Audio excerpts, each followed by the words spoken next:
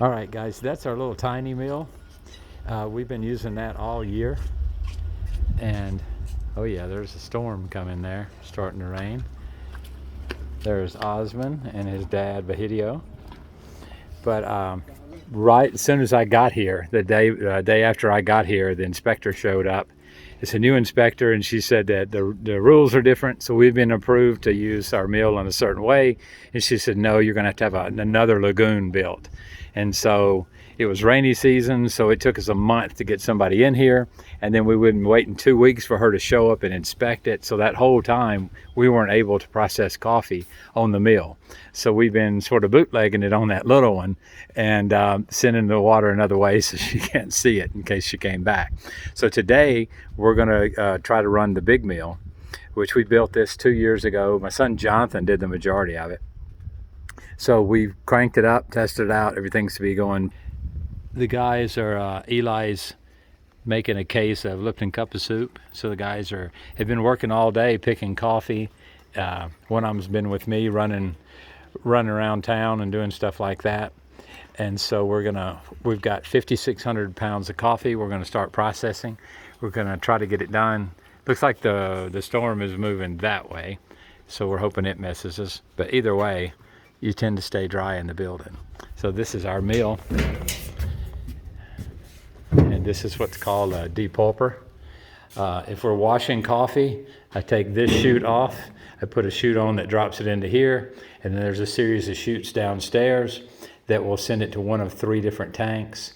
This is where the pulp goes, and so it goes out that chute into the bottom chute that you see right there, and then that goes in the canal, and that canal, lens cover shot, that canal goes to that point, and then it goes underground to behind that building, and we have a big lake back there, and all the pulp goes in it. Normally the coffee goes down this chute and goes into one of those, we got a couple of those big wheelbarrows, and the guys grab it and then take it to one of the 6 patios, which there's patio 1, 2, 3, 4, 5, and 6. And of course that means that's Monday, Tuesday, Wednesday, Thursday, Friday, Saturday, basically how that works. And so we've got tons of lights out here. There's floodlights on the pole. Normally this time of the season we're pulping, there's a couple more big floodlights up on the pole, and we just light the place up at night. That's my big truck, one of my favorite trucks, and I've had 18,000 pounds in it, but it has to go up that hill right there. And so when you got that much coffee in it, it's a little more difficult. Now the record for this one is 7,400 pounds, believe it or not. That was one day, destroyed the bed of the truck. The tailgate never shut again after that. And I actually had to build a tailgate for it to fit the new shape of the truck after it got bent. So these are the drying patios. That used to be a solar dryer, and now we're going to turn it into a barracks. So once this is our seed, our Ramada, our nursery. So right now there's 5,000 little coffee plants in there that are starting to grow. You can't see them very well, but that used to be all covered in ultraviolet plastic. And so in that building that I started painting and never finished, it's the apartment. The other apartment is way up on top of that hill, and it's not finished yet. But right now we're going to cut this building in half. On the other side is a shower and bathroom. That'll be for the guys. On this side, every year we take this Ramada down. We're going to build 2 bathrooms and 2 showers for the girls. So the girls will be on the right, boys will be on the left. There will be a door between them. You can open it up. We've got lots of different bed configurations according to if you're married or single or whatever. We had a married couple staying there for almost 2 weeks that left a few days ago. We're trying to get it set up to where mission teams can come up. Right now we can sleep, I think it's 12 people. If we sort of, according to what the configuration is. This will let us we'll have 18 beds in this room. There'll be 2 sets of triple bunk beds in each side. And we're going to build a big front porch on there. We've already got the platform for the porch poured in concrete, and then we're going to build a top on it. And then you'll sit in the afternoons, you'll have an incredible view. And that's basically how the majority of this works. Today we were picking in Pavas, so we weighed the coffee in Pavas and brought it here. Normally there's 2 weigh stations right there. That's what the big orange thing is. And so we put 2 sets of scales on it. 2 people will be weighing at the same time. And then the coffee goes into this tank, which I'm walking as fast as I can. It goes into this tank. They weigh it. And then the coffee goes in here. And all the water that's used to move the coffee goes right back into the river. That's our little flow control door. And then the water takes it into here.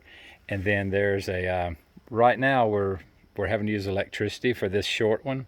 But eventually when the new tank comes in, the new tank will be higher and it'll dump right straight into this. Just like the white dumps into that pit now and this auger picks it up, we'll get rid of that auger and it'll dump straight into there. And then this auger is splined to the diesel engine on the depulper. This diesel engine used to be my dad's, and there was a little spring when we dug the pond, and so we used that diesel engine to pump water into the pond. But it is a hand cranked, I think it's about 25 horsepower. And it's splined to the machine and to the auger, so it runs all of them. And at the time, couldn't find all the parts needed, so we had to use a motor to go to the gearbox to get our RPMs the way we want them. Eventually, we'll change that, but for right now, it works. We just built our own little water control system to help ease that pulp. It gets sticky sometimes, to help keep it sliding down. Today, we're processing honey. So there's 3 chutes out of the La Macarena machine. That's actually the name of it. And it's spewing out 3 or 4. This has got 4 little things. It'll shoot coffee out. And then it goes down this chute. And then the guys will have already got one of the coffee bags on it. See a little red bag. And they've got all the rest of the red bags. That's going to be the coffee from today. There's the boss of the whole deal, Anna. She's got an auto refractor in her hand. And she's checking sugars on the coffee to see what they are. This guy doesn't know it yet, but he's going to be the new farm boss here in about 2 weeks. That's the coffee. We pulped some yesterday, and then we did some in the barrels. We did the anaerobic fermentation. And so the coffee that we pick tomorrow, we'll run another, we put 1,200 pounds in those 4 barrels. We're going to do another anaerobic fermentation. So yesterday, 1,200 pounds of the coffee that should be in that pile there went into the anaerobic fermentation. And so tomorrow morning, I'll go out to the drying field in Llano, and I'll put out the white bags, which is one variety, and then we're gonna, and all the bags are labeled, obviously. And then the red bags will be the Perinema that came from Finca Juancito. So this is Ica 2. So this will be our next lot of Ica 2, and it's washed. And then this is going to be a red honey processed Perinema that came from Jonathan's farm, which on the roasted side, it's Johnny's Java. I think that's what it's called, yeah. And it's actually from Finca Juancito in Pavas. There's an Anacafe 14 that comes from Pavas also, that's on my son Jonathan's farm.